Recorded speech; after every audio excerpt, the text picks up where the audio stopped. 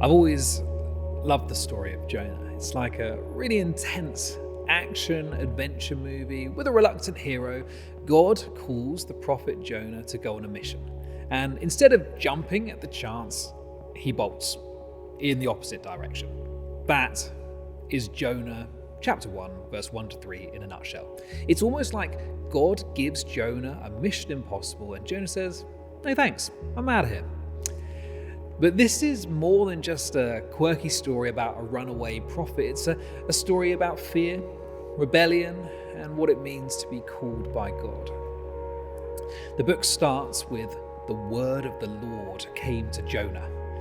This phrase is significant. God speaks and gives Jonah a very clear and uncomfortable task. Go to Nineveh and preach against its wickedness. And if you know anything about Nineveh, you'll understand why Jonah responds as he does. Nineveh is the capital of Assyria, Israel's worst enemy, a city known for violence and cruelty. God asks Jonah to walk straight into the lion's den and confront them. Can you imagine just how terrifying that must have been? Now, this is where the story gets interesting. Jonah doesn't hesitate or pray about it. He literally runs the opposite way.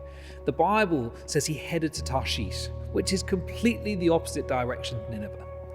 Jonah believes he can escape God's presence by going to a paradise-like place, Tarshish, which is like the ancient equivalent of the Bahamas. Not only that, he books passage on a ship and he sails as far as he can go. Why does Jonah run? At this point in the story, it doesn't say, but fear is the obvious reason. He's afraid of what might happen to him in Nineveh. But it's deeper than that. Jonah's running because he doesn't want to deal with what God is asking. Maybe it's not just the Ninevites he doesn't want to face, but God himself. Sometimes God asks us to do hard things, things that confront our comfort and biases, and even our view of who God should be. And here's where it hits close to home.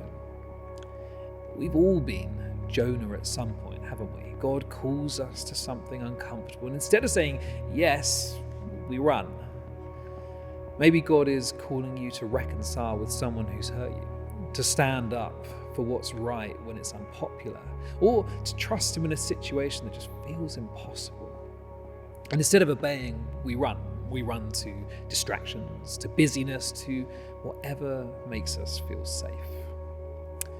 But the problem is that running from God doesn't make the problem go away.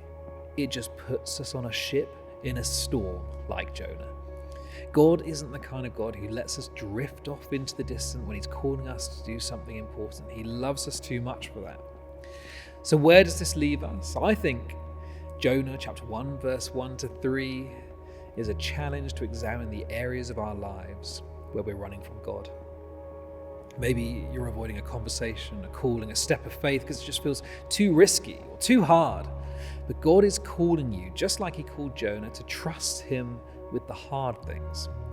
And remember, even though Jonah runs, God doesn't give up on him. This is just the start of Jonah's journey. We will see that God pursues Jonah, not out of anger, but out of love. He pursues us too, even when we're on the run. So let's stop running. Let's turn back and trust wherever God is calling us, even if it's uncomfortable.